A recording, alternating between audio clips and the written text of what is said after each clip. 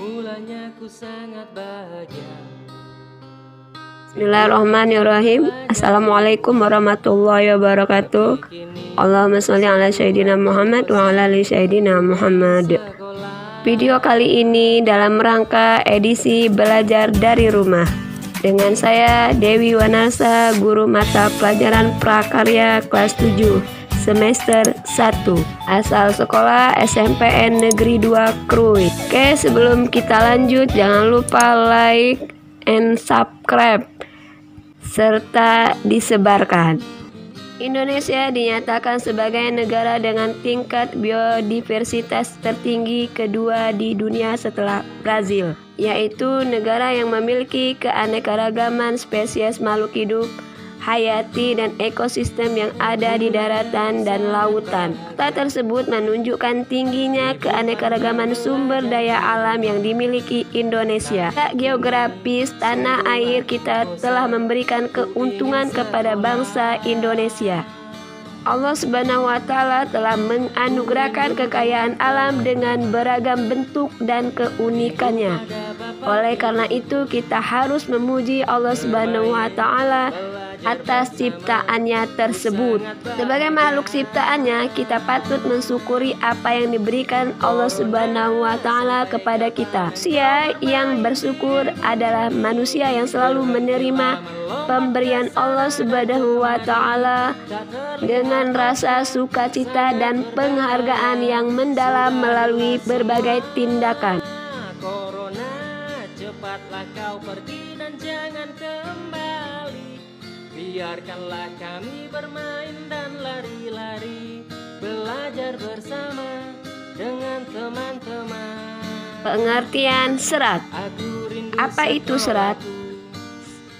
Bahan serat adalah suatu jenis bahan berupa potongan-potongan komponen yang membentuk jaringan memanjang yang utuh.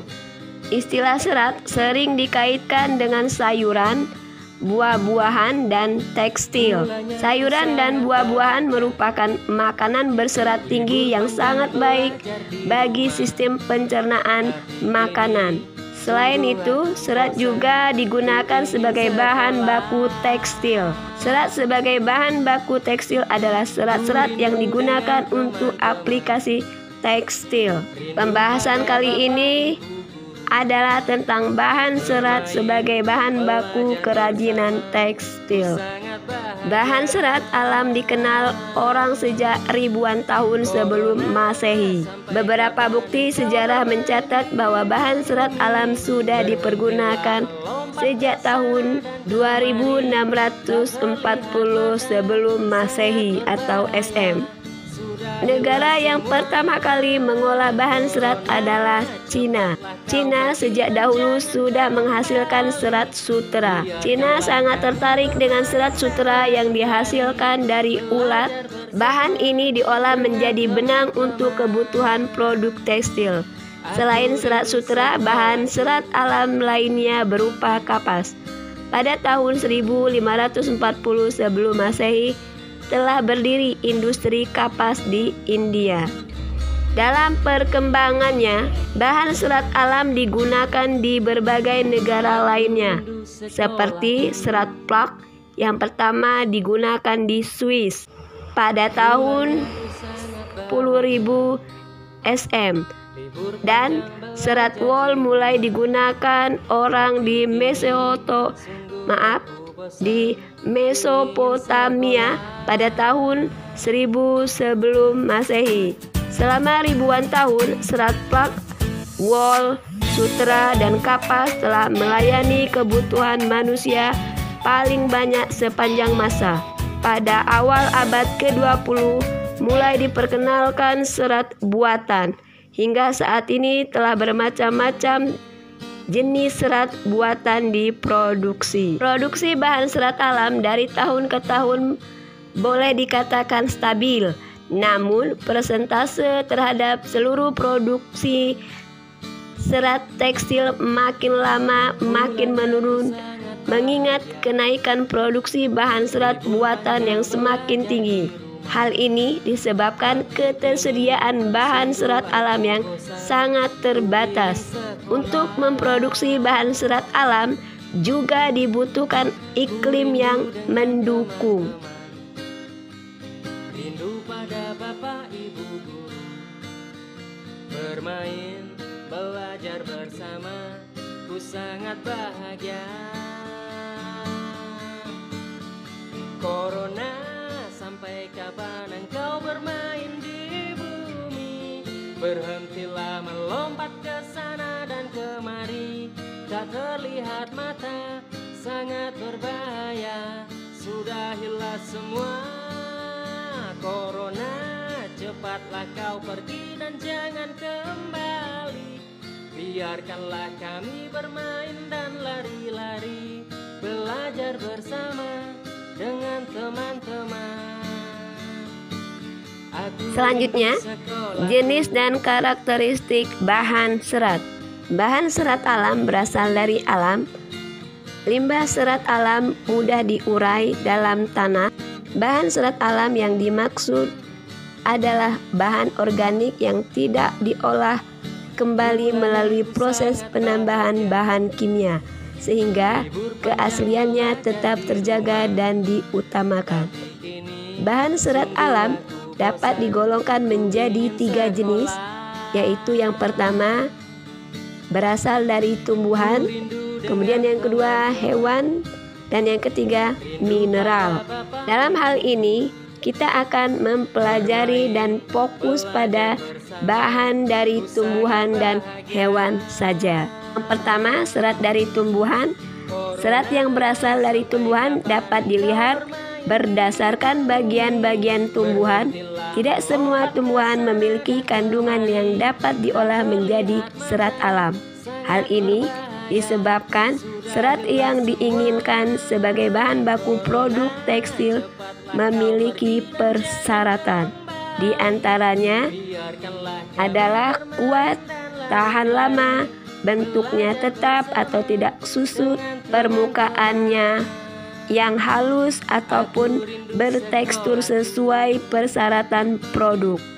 Adapun serat yang berasal dari tumbuhan dapat diklasifikasikan menjadi 4 sebagai berikut.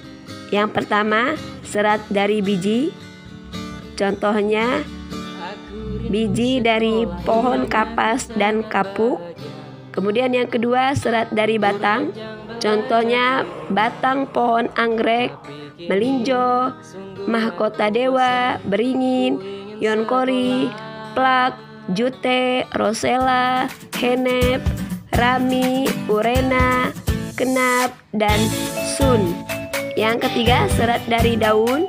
Contohnya serat daun mendong atau purun tikus, daun nanas, daun pandan berduri, daun eceng gondok, daun abaka, daun sisal, dan daun hene queen.